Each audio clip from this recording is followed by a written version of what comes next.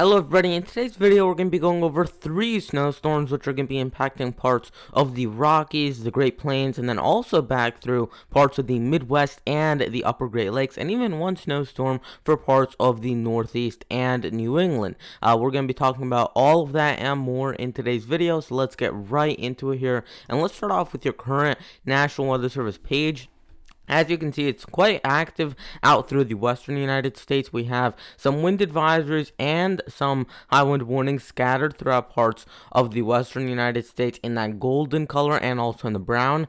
We have some red flag warnings in effect for parts of Nevada, California, Arizona, and Utah, as well as some winter weather advisories and winter storm warnings in effect for southern Wyoming and northern Colorado. Some winter storm watches are also in effect for western Wyoming, and then for northeastern Montana, northern North Dakota, and northwestern Minnesota, we have a winter weather advisory currently in place, and we have a flood watch in place for parts of southeastern Louisiana, southern Mississippi, and southernmost Alabama as well. Yesterday in Rio Grande Village, they had the high temperature for the for the continental United States, and they had a high temperature of 100 degrees Fahrenheit. Again, that's in Rio Grande Village, and they were tied with another report from 1 mile northwest of Castellon, Texas. They also got to 100 degrees Fahrenheit. The low temperature was in Peter Sinks, Utah. They got to -6 degrees Fahrenheit. The highest precipitation report was in Fontaine Grant, Florida, where they got 2.58 inches of rainfall, and the highest snowfall report yesterday was 18 miles southwest of Fishtail, Montana, where they got 7 inches of reported snowfall just yesterday. Here's what the current radar looks like over the northern United States. This is our first system that we're going to be talking about, and we're not really going to be going over too much detail in this one because it's already ongoing. Another 4 to 6 inches of snowfall is possible over northern North Dakota, mainly 2 to 3 inches or less as you get back through this belt right here, and then as you get south of there, that's where you're looking at under an inch or under 2 inches of snowfall. We have some heavier bands, especially over southern Saskatchewan, southern Manitoba, back through southwestern Ontario, Canada, and mainly along southern Canada, along the U.S. border, is where we're dealing with some heavier pockets of snowfall. Still rain, however, as you get back further to the east. Over southern Ontario and also into the UP of Michigan, we're dealing with most of that in the form of rainfall, but it actually is transitioning over to snow as you get over the broader area of Minnesota and North Dakota, even as far south as areas like Minneapolis, so and some of the surrounding areas as well. Here's what the European model is showing for our next storm, which is going to be taking place in parts of the Northeast, especially in higher elevation areas over 1,000 or 1,500 feet. So let's play this forward. This is going to be by Thursday morning, then through the early afternoon, still raining over pretty much everywhere except maybe a couple higher elevation areas in upstate New York and southern Vermont. Your low pressure is hugging the coast. It's right along the coast of New Jersey by this point.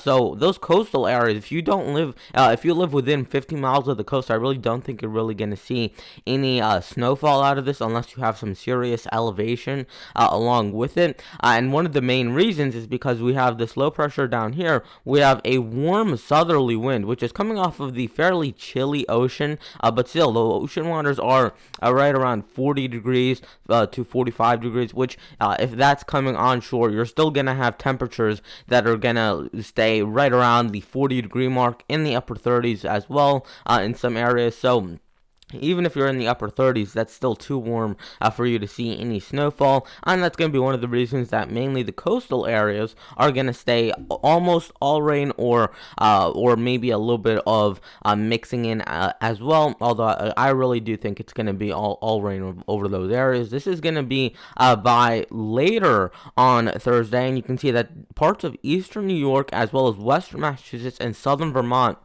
we're dealing with some rather heavy amounts of snowfall. Now, adjusting this for the snow to liquid ratio, you would probably have snow rates of about 3 to 4 inches per hour in some of these areas. So very, very heavy snowfall coming down. If we were doing this on a normal 10 to 1 scale, you might even have 7 plus inches per hour. But because this is going to be a heavy wet snowfall, more of a 3 to 4 inch snowfall per hour, which is still very, very heavy if you do get one of those bands to sit over your area. And one of the reasons is because you have that low pressure very, very close to the coast. Also, notice where this is happening: in the Catskills, the Adirondacks, parts of the Green Mountains. So it's really not the entire part of the interior Northeast. You're really going to need to get a little bit of elevation. And one of the reasons that we're dealing with snowfall, even though lower parts of the atmosphere are actually in the mid 30s, even up through parts of New York, Vermont, and western Massachusetts, is because as you go aloft, here's the temperatures in Celsius,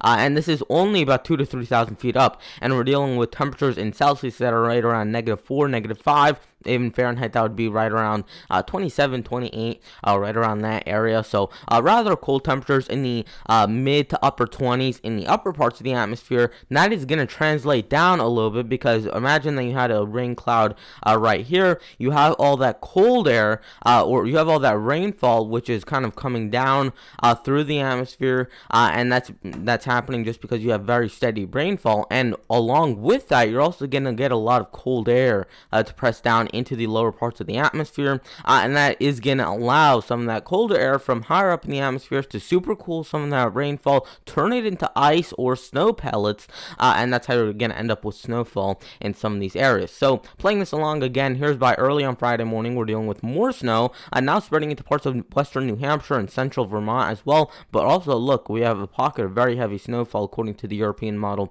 over some of these areas in New England.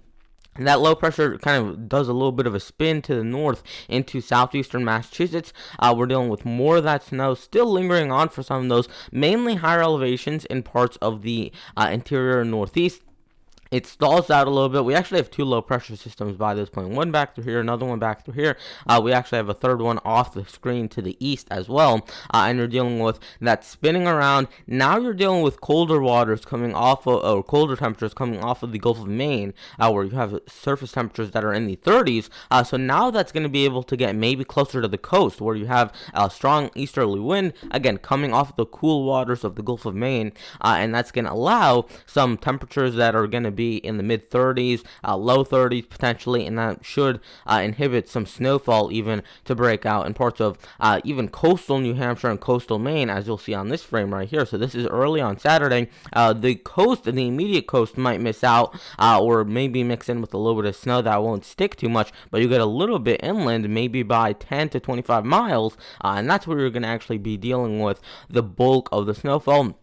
Also, in urban centers, you're probably not going to be dealing with a whole lot of accumulation at all, or any snowfall at all, mainly because, mainly just due to the heat island effect, you probably will have temperatures that are 1, 2, 3 degrees warmer than the surrounding suburbs, which have less pollution and air pollution that can really warm up the atmosphere. So, even those localized type of effects. So, for example, areas like Boston probably won't see any snowfall out of this, but you go into some the suburbs to the north and to the west that are a couple degrees cooler, also because you're getting away from the city. It should help cool stuff down, and that could definitely help with the snowfall totals, and then that really heads out to the east, and there's not much of a problem, especially into Maine. I think maybe just a 1 to 2 inch accumulation right there. Here's what the European model shows for the snowfall. Very heavy amounts if this were to plan out, but let's look at what the GFS model is showing over the same time frame, and really not a lot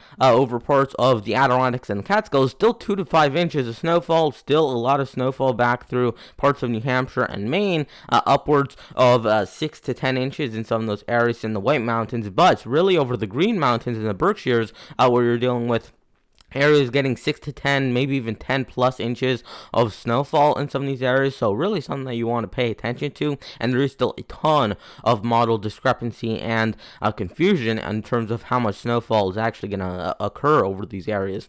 Here's what the GFS model is showing for our next system. And this is going to be for parts of the Rockies and also into the Great Plains. And we're going to be timing this out for you guys. So we have that low pressure down in parts of the southwest, and that's going to be heading further and further to the east. We have, by the way, that snowfall event in parts of the northern plains. That's up there in parts of North Dakota and Minnesota. You can see that on the upper part of your screen. And that cold air from that system, from those strong northerly winds on the backside of this low pressure right here, is going to allow some cold air to really press into the east side of the Rockies and also into the Great Plains. And that should allow some snowfall to even break out for some of these areas like North Platte, Nebraska, Loveland, Colorado, Denver, Colorado, Cheyenne, Wyoming. A lot of these areas, some big metro centers, are going to be dealing with some of that heavy snowfall, moderate to heavy snowfall at times. So this is by Wednesday morning. We have some of that snow back up through the central Rockies.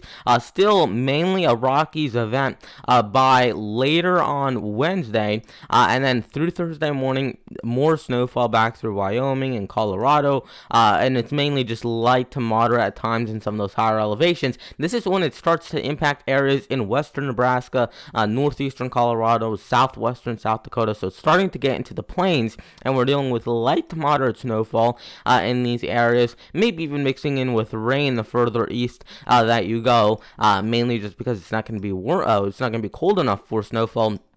Here's by very late on Thursday into early on Friday morning, and we have more of that actually fairly heavy snowfall back through western Kansas, eastern Colorado. Very similar to what the GFS was showing yesterday, and the European model has a fairly different solution, which we're going to show you in just a little bit. Heavy snowfall bands still back through western Kansas, southern Nebraska, and into eastern Colorado as well. And then that all shifts further to the east by Friday in the early afternoon, wrapping up by the late hours on Friday, and then by Saturday to mainly just a rain event for areas eastward, maybe some snow lingering around in parts of the Rockies. So here's the total snowfall.